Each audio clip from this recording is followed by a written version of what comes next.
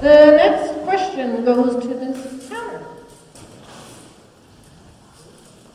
I am sorry, I'm apologizing for this question in advance. What exactly are you protecting Burquitlam from? Yeah, it's for you. That's what it says. I can give you a different question if you like, but that's the next one. For me?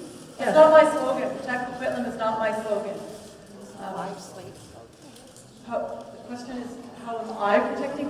That's what the question says. What exactly are you protecting Burquitlam from? What am I protecting Burquitlam from? Yes. Would you like a different question? I don't feel Burquitlam needs protecting. We have to work together. We have to listen to the residents. That's why I'm running for council. I was recognized for my wide variety of community involvements over the year, and I'm already acting as the voice for various issues for different groups and residents. So I've stepped up and I'm running for city council because I want to represent the voice of residents. I'm not running a negative campaign. I don't think that Burquitlam needs to be protected from anything. We have to be diligent with tax dollars. We have to listen to the residents. We have to continue with our neighborhoods the way the neighborhoods want it. We just have to pay attention. But I don't think that Burquitlam needs protecting from anything. I think Burquitlam's a fantastic city with a great future, and we're going wonderful places, and I would like to be a part of that. I want to be a part of the vision that you all have for the future of our city. Thank you. Mr. Anderson, you're next, or would you like a different? Would you like me to go on to a different question? Because I don't know who the party people are. But you're welcome to answer this one. Well, I think the question is that we have a slate running, and their slogan is to protect Burquitlam. We all don't know what that means or what they're protecting Burquitlam from, or have they identified what Burquitlam needs protecting from. I've been on council for 9 years to work with the citizen council, listen to the people in the community, to develop this community, keep it moving forward. I'm a bus driver. I drive out through all this community. The SkyTrain construction, the North Road, I drive through that. I've been advocating through the provincial government to do better light sequences for the traffic accidents. I sit in it, I deal with it, I meet you on the bus, and I deal with it all day. That's what I'm here. I'm here to work with you, not be part of a group that don't, as they said, our vision for Burquitlam. I want to listen to what your vision for Burquitlam is. Thank you. Thank you. Mr. Chris, would you like to take a question? Thank you. It's a catchy slogan, protect Burquitlam. I might use it myself in a slightly different context. I think we need to protect Burquitlam from party infiltration at the municipal level. You know, the residents I've spoken to in this city on the doorstep tell me that as a councillor, they want me to represent them. They want me to represent their communities. They don't want me to represent the party. You know, City Hall and Council have incredible ability to come at issues from all sides. Don't break things down. If you ever get a chance to go to City Council for a meeting, it's worth watching because they do have the ability to tackle these issues from all sides. And I think bringing party politics into the municipal level helps that conversation. We're going to move on to the next question. It's actually for Mr. Sakura. Mr. Sakura, cities like Toronto and New York are promoting mid-rise residences instead of towers for better neighborhood feel. Why are you promoting towers? Or are you promoting towers? Cities like Toronto and New York are promoting mid-rise residences instead of towers for better neighborhood feel. Are you promoting towers? Am I promoting towers? Not really. The fact is that, you know what? You have a piece of land and you're going to build it. You know, all depends how many parking spaces you put in. We can build 42 stories, 32 stories, or 50 stories. But certainly, I would not promote anything that would not provide parking for the units. Thank you. Mr. Stewart, same question, please.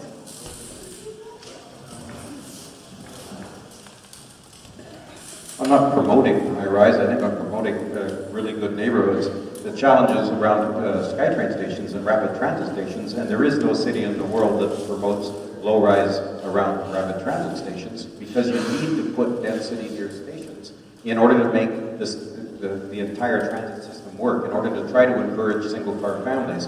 And we have that in our city center now, single-car families where the neighborhood is walkable and it's livable and it's close to transit. That's the challenge here, is that we want as many people as possible close to transit and then really good neighborhoods all around that. Thank you. Mr. Mihaljevic, same question, please. Yes, hi. I had an email regarding this question on high-rises, represent the density issues. And I've built a multitude of high-rise skyscrapers. And the fact is that unless it's downtown core, there should not be a tower that's exceeding a certain limit. There should be restrictions, and I don't care where they are. This is not downtown core. You know, you don't have a skyline. You have houses all around, and it impedes the view of all the lower buildings, and I think it's unacceptable. That's why you need to make mid to low rises, and the towers should not go in positions or places that are obstructing views of prior buildings, because it's unfair to those buildings as far as I'm concerned. Thank you very much. The next question for Mr. Nicholson. Regarding budget, is the current way the best way, the zero-based budget way, or is there another way that should be considered? The current way of zero-based budgeting, the best way to do a budget, or is there another way to develop a budget?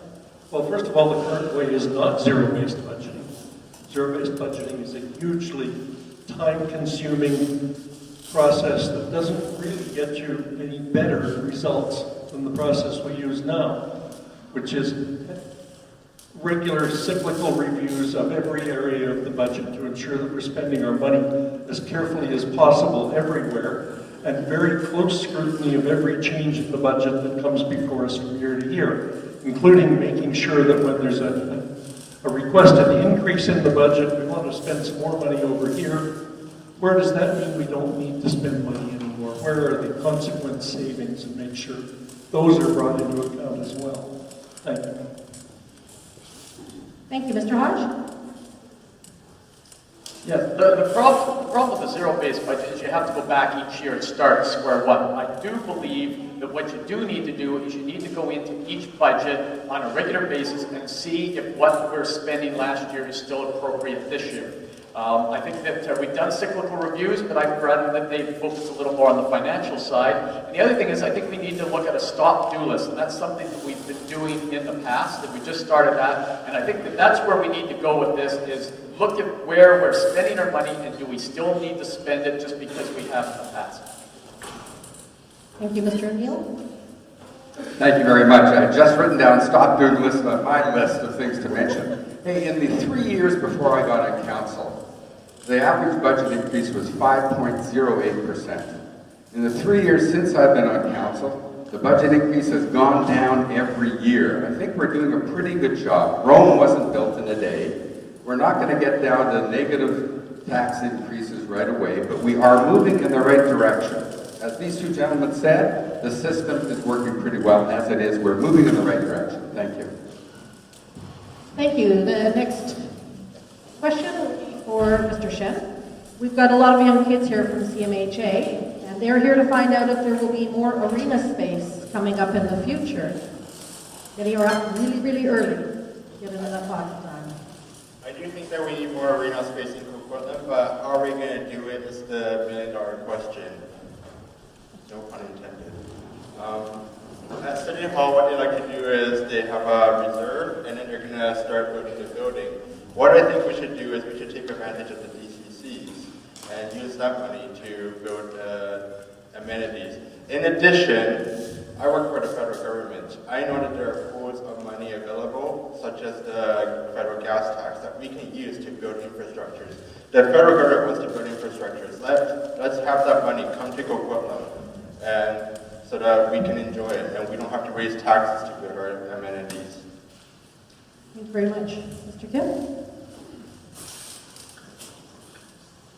The arenas and the amenities for the kids, that's very important. And as the funding becomes available, as I hear Mr. O'Neill and the current council manage the budget pretty well, so as the funding comes available, we need to do it very soon. Thank you. Ms. Reid, same question? Question is regarding the more arena space for all those young hockey players.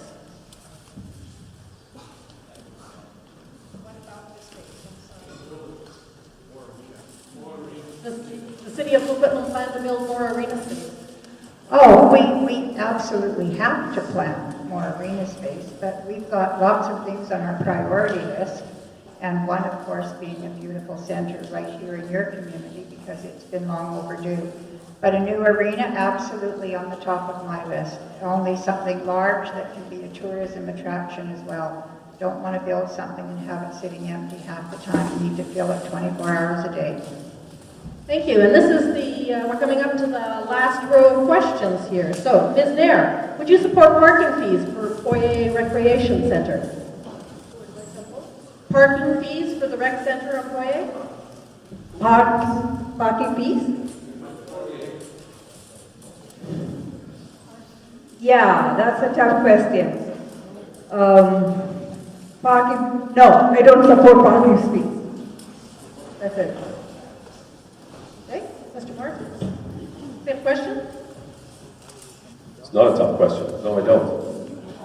It's expensive enough for our folks. We're lucky we've got community partners that help subsidize or provide free skates and free swims in our facilities. Going and putting a burden of a parking fee on top of that. Parking costs are designed to help drive behaviors. And I don't think we want to drive behaviors of driving people out of our community centers. We want them in there being active, being healthy, because it has a long-term benefits to our healthcare costs. Thank you very much. And last but not least, Mr. Wilson. I agree. I mean, I'm at the arena very often, and I just think that we need to do everything we can to make it as accessible as possible.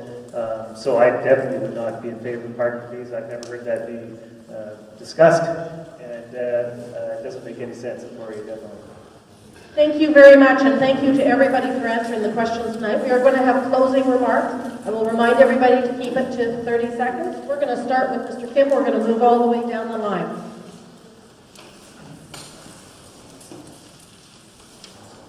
On November 15th, please vote for Justin Kim.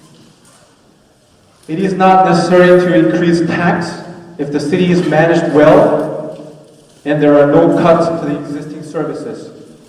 When city can maximize its revenue sources, reduce the impact of capital financing, and implement a moderate municipal property tax, which will be in line with inflation, I think it can run as smoothly as possible without increasing tax. I will respect your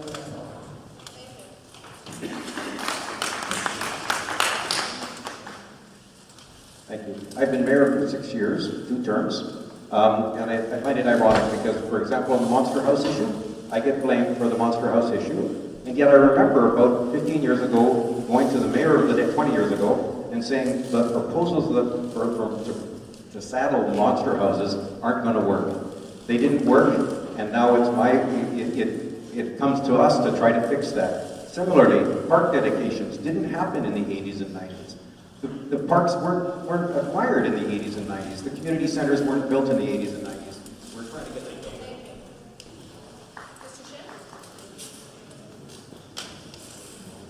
It's such a great night today. I work for a member of parliament as a special assistant. I've seen all the issues that I'm running on federally. We need to start creating jobs. We need to focus on public safety. We need to try to lower taxes. I've seen jobs grow federally from coast to coast to coast. But in Coquitlam, we're doing the opposite. We need to focus on jobs. We need to make sure that our taxes go down. Federally, we've lowered the GST from 7 to 65%. We can do it on the city level too. Thirdly, we need to strengthen, federally we strengthen the law. We need to make sure that we enforce those laws. Thank you very much. Change is difficult, and I think that's the big issue here. And I hear that, I think we all hear that. We need to be guided by the people in the neighborhoods that are changing, and that means consultation, meaningful consultation. Not like the truck route fiasco, there was no consultation whatsoever. And I'm glad that I was able to stand up and do the right thing there, and I think you can trust me to do the right thing for the next 4 years and be re-elected. Thank you. Burquitlam is a community in transition, and we must work with the residents to plan for its future while respecting the residents of today and protecting their quality of life. And that means making sure that new homes fit the character of the neighborhood, keeping our streets safe and free of commuter traffic and parking. We We must collect development fees, community amenity charges, bonus densities, and put it to work here in this community to build the amenities that we need without burdening our taxpayers. Thank you. What do we want to protect Burquitlam from? I can make it really simple. Like the whole world around us, Burquitlam is going to change, and it's going to change a lot. We want the new Burquitlam that we're all going to live in to be the Burquitlam that we all want to see for ourselves and for our children. That's the challenge that faces us. November 15th, please vote Neil Nicholson, vote CCA. Thank you.